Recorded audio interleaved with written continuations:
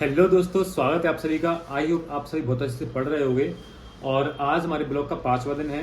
45 challenge जो हम complete करने वाले हैं उसमें 5वां दिन है हमारा आज। सबसे पहले आते हैं हम टाइम टेबल पर।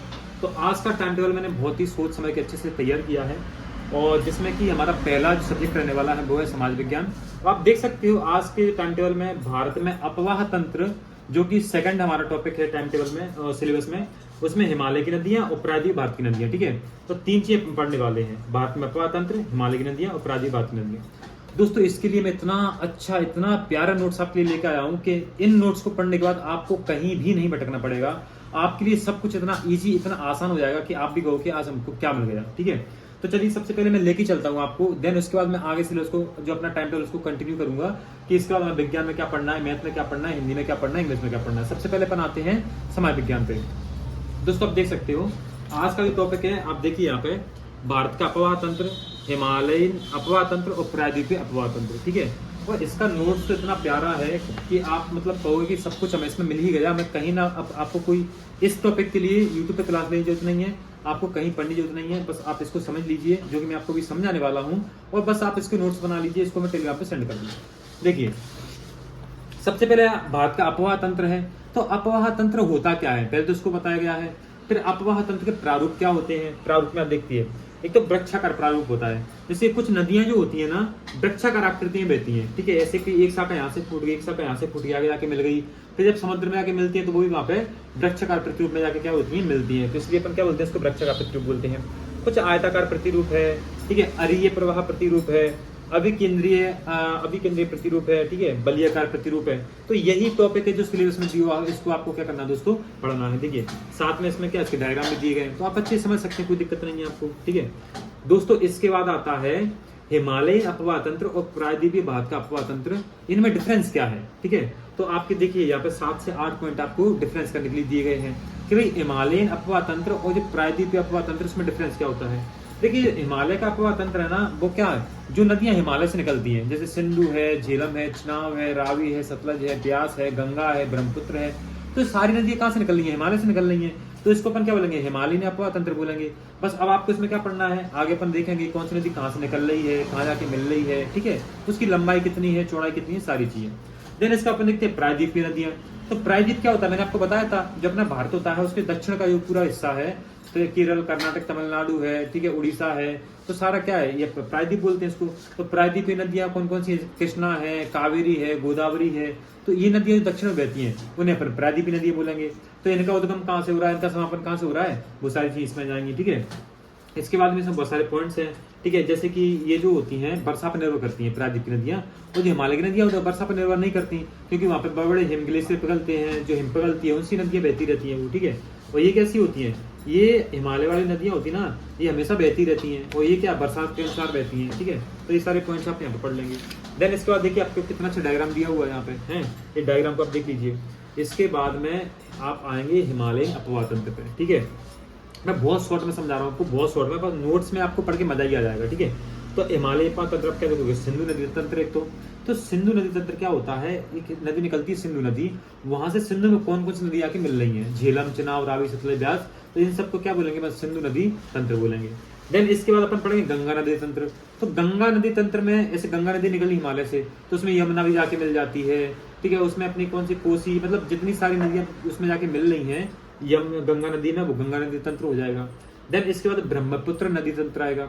तो ब्रह्मपुत्र नदी कहाँ से उद्गम हो रही है, उसमें कौन कौन सी नदी आके मिल रही है, तो वो ब्रह्मपुत्र नदी तंत्र हो जाएगा। ठीक है, तो देखिए सिंधु नदी तंत्र आप देखते हो, इसकी लंबाई कितनी है, 2800 किलोमीटर है। ठीक है, इसमें क्या होता है, अपना सिंधु जल समझौता हुआ था पाकिस्तान के साथ में 1960 में हुआ था, आप इसको देख सकते हो। ठीक है, फिर इसकी सहायक नदी अपन देखेंगे झेलम। तो झेलम कहाँ से निकल रही है, बैरीनांग के निकट शेषनाग झील से निकलती है, इसको अपन क्या झेलम बोलते हैं। देन इसके बाद अपन क्या देखेंगे, इसके बाद अपन देखेंगे चिनाब। तो चिनाब कहाँ से निकल रही है, ठीक है, सबसे बड़ी सहायक नदी है, सिंधु की सबसे बड़ी सहायक नदी कौन सी है, चिनाब नदी है। तो यही तो फैक्ट है, यही पूछे जाएंगे एग्जाम में। अगर आपने ये पढ़ लिया ना तो आपको कुछ पढ़ने की आवश्यकता नहीं है। इसके बाद रावी है, इसके बाद ब्यास है। तो रावी कहाँ से, रोहतांग दर्रे से निकल रही है। इसके बाद ब्यास कहाँ से निकल रही है, तो ये भी रोहतांग दर्रे के निकट से निकल रही है ब्यास नदी। देन इसके बाद सतलज नदी है। तो ये जो नदियां मैंने आपको बता दी है, ये सिंधु नदी तंत्र का हिस्सा है दोस्तों। इसके बाद आप आओगे गंगा नदी तंत्र में। तो गंगा नदी तंत्र में आप देखोगे कौन कौन सी नदियां इसमें आके मिल रही हैं। गंगा नदी तंत्र में एक यमुना मिल रही है, देन इसके बाद चंबल मिल रही है दोस्तों। गंगा नदी तंत्र में जो यमुना नदी है इसकी सबसे बड़ी सहायक नदी है, ठीक है। देन इसके बाद अपनी आती चंबल। अब आप एक चीज नोटिस कर लेना, यहाँ पे अपन एमपी एग्जाम दे रहे हैं तो एमपी की इसमें जितनी भी नदी हम पढ़ने वाले हैं वो आपके लिए बहुत ही ज्यादा इंपॉर्टेंट है। जैसे कि इसमें देखो चंबल आ गई, बेतवा आ गई, बेतवा कहाँ रायसेन से निकल रही है, मध्य प्रदेश से। इसके बाद आपको देखो कैन नदी आ गई, कैन कहाँ से, कटनी से निकल रही है। सोन नदी आ गई, इसमें सोन नदी भी क्या है अपनी मध्य प्रदेश की नदी है। तो ये नदी हमारे लिए और ज्यादा महत्वपूर्ण हो जाती है, टोंस नदी, क्योंकि एमपी की नदियां हैं, किसमें जाके मिल रही, गंगा नदी में जाके मिल रही है। गंगा नदी की कुल लंबाई कितनी होती है दोस्तों, 25 किलोमीटर है, ठीक है। देन इसके बाद में ये विश्व का सबसे बड़ा क्या बनाती है, डेल्टा बनाती है। बहुत ही इंपॉर्टेंट क्वेश्चन कि विश्व का सबसे बड़ा डेल्टा कौन सी नदी बनाती है, तो हम बताएंगे कौन सी, गंगा कौन सी नदी बना रही है, गंगा नदी बना रही है, ठीक है। देन इसके बाद अपन देखते हैं दोस्तों कि टोंस, दामोदर, रामगंगा, गोमती, घाघरा, गंडक, कोसी, ये जो सारी नदियां हैं किसकी नदियां हो जाएंगी दोस्तों, ये अपनी गंगा की सहायक नदियां हो जाएंगी। देन इसके बाद हम आते हैं दोस्तों ब्रह्मपुत्र नदी तंत्र में। तो अब आप जब देखोगे ब्रह्मपुत्र नदी तंत्र को, तो ब्रह्मपुत्र नदी का उद्गम हिमालय के उत्तर में स्थित मानसरोवर झील के निकट से हो रहा है, ठीक है, ब्रह्मपुत्र नदी का। और ये जो नदी है समथिंग 150 किलोमीटर तक सतलज नदी के स्रोत से, जो सतलज नदी निकलती है वहां से 150 किलोमीटर दूर से क्या है, निकल रही है दोस्तों यहाँ से, ठीक है। देन ब्रह्मपुत्र नदी का आप यहाँ पे डायग्राम देखोगे, यहाँ से देखो ये निकल रही है, यहाँ से आने के बाद में अपने यहाँ पे आके मिल रही है, ठीक है। इसके बाद आप प्रायद्वीपीय तंत्र पढ़ने वाले हो इसमें। तो प्रायद्वीपीय तंत्र क्या होता है, जो नदी प्रायद्वीप में बह रही है उसको अपन क्या बोलेंगे, प्रायद्वीपीय अपवा तंत्र बोलेंगे। तो ठीक है दोस्तों, इसमें देखिए स्वर्णरेखा नदी है, ठीक है, बैतरणी नदी है, ब्राह्मणी है, गोदावरी है, कृष्णा है, कावेरी है, ठीक है, गोदावरी, कृष्णा, कावेरी, पेन्नार है, ठीक है, ताम्रपर्णी है। तो ये सारी किस नदियां हैं, ये प्रायद्वीपीय नदियां हैं। अब इनको भी अपन क्या डिवाइड करते हैं, अरब सागर में गिरने वाली, अरब सागर की तरह दोस्तों, अरब सागर अपने कहाँ पश्चिम में, बंगाली खाड़ी में गिरने वाली। तो अरब सागर में नदियां गिरने वाली हैं वो अपने नर्मदा है, ताप्ती है, साबरमती है, माही है और लूनी है। अपनी नर्मदा नदी कहाँ गिरती है, अरब सागर में गिरती है, ठीक है। देन इसके बाद अपन देखते हैं बंगाली खाड़ी में गिरने वाली नदियां, ठीक है, तो अपन को भी देख सकते हो यहाँ पे। देन इसके बाद नदियों से संबंध में पड़ोसी देशों के साथ समझौते। तो कौन सी नदी के साथ हमने, कौन से पड़ोसी देश के साथ हमने समझौते किए हैं वो यहाँ पे अपने दिए हुए हैं, इनको आप पढ़ लेना दोस्तों। और नदियों किनारे स्थित, नदियों जो किनारे में स्थित जो शहर हैं आप उनको पढ़ना मत भूलना, ये बहुत ही इंपॉर्टेंट है, ठीक है दोस्तों। तो ये सारे नोट्स मैं आपको टेलीग्राम पे सेंड करने वाला हूँ, आप बहुत अच्छे से इनको पढ़ लेना, अपन टॉपिक कंप्लीट हो जाएगा आज का। तो आपको इसमें 2 घंटे समथिंग लग जाएंगे, 2 घंटे में आपको क्या हो जाएगा दोस्तों, ये कंप्लीट हो जाएगा। अब मैं आता हूँ टाइम टेबल पर दोस्तों, ठीक है। तो टाइम टेबल पर अगर बात करते हैं तो जैसे समाज विज्ञान हम इसमें देख चुके हैं, इसके बाद मैंने विज्ञान के टॉपिक लिए हैं। तो विज्ञान में देखिए मैंने कल अपन ने कौन सा तंत्र लिया था, पाचन तंत्र अपन ने कर लिया था कल, ठीक है। अच्छा, आज विज्ञान में एक और खास बात है, मैं आपको विज्ञान के भी इतने प्यारे, इतने शानदार नोट्स में आपको दिखाने वाला हूँ और टेलीग्राम पे सेंड करने वाला हूँ कि इनको पढ़ने के बाद ही आपको कुछ भी पढ़ने की आवश्यकता नहीं है। अगर आप मुझसे जुड़े हो ना, तो अब मेरा कर्तव्य बन जाता है कि आपकी मदद करना। तो मैं बिल्कुल मैं इतना कर सकता हूँ, इतना ही कर सकता हूँ और आपके लिए। देखिए अब मैं आपको SST के नोट्स दे रहा हूँ बहुत अच्छे, इसके बाद विज्ञान के भी इतने शानदार नोट्स देने वाला हूँ कि आपको एक शब्द भी कहीं और से पढ़ने की आवश्यकता नहीं है, मेरा वादा है आपसे, ठीक है।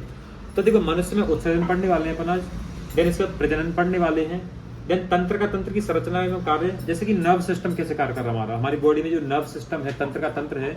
जैसे कि ये उंगली है, यहाँ पे मैंने टच किया तो यहाँ पे मुझको दर्द हो रहा है, तो दर्द कौन फील कर रहा है, यहाँ पे माइंड है ना।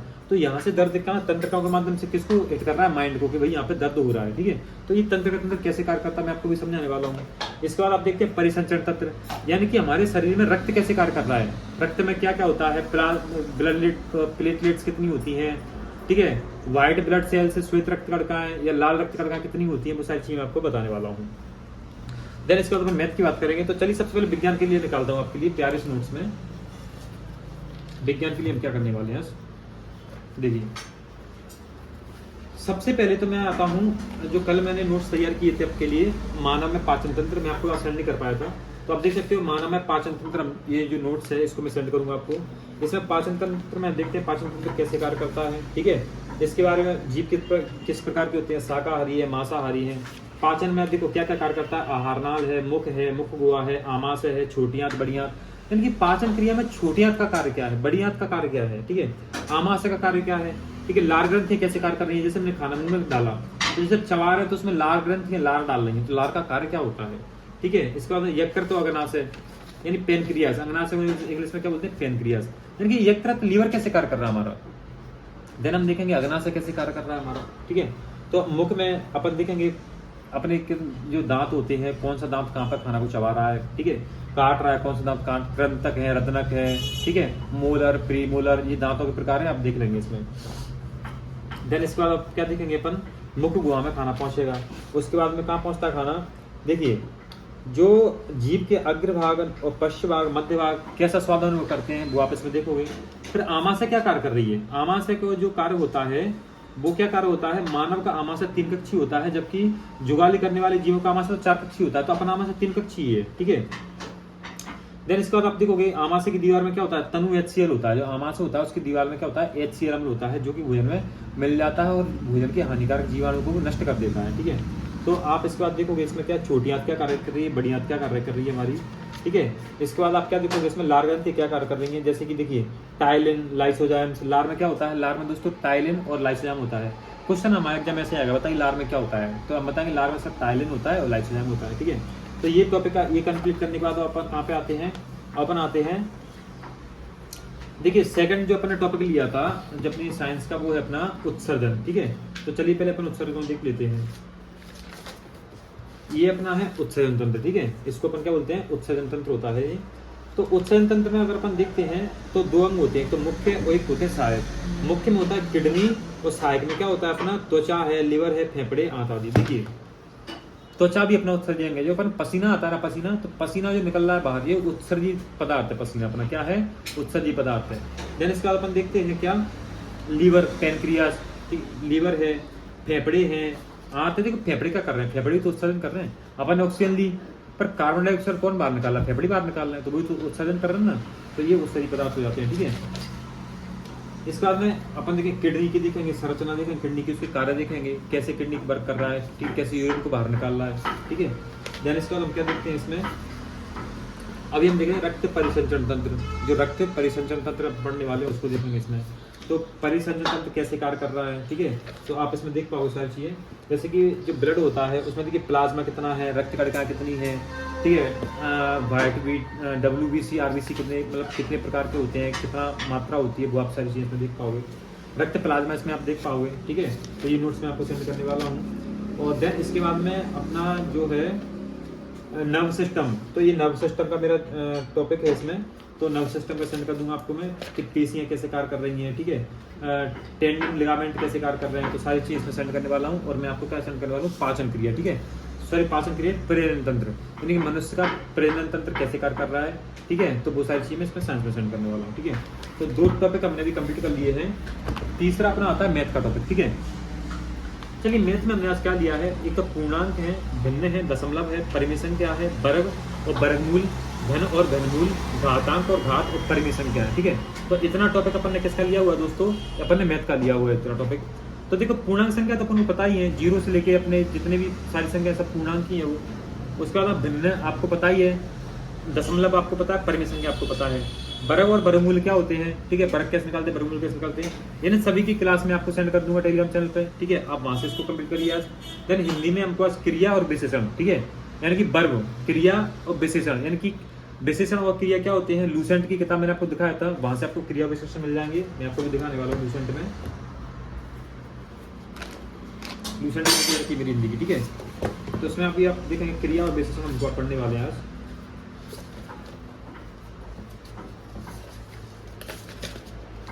ये दोस्त देखिए ये हमारा विशेषण, ठीक है, इसको कंप्लीट करना है अपन को आज, लूसेंट की किताब से मिल जाएगा।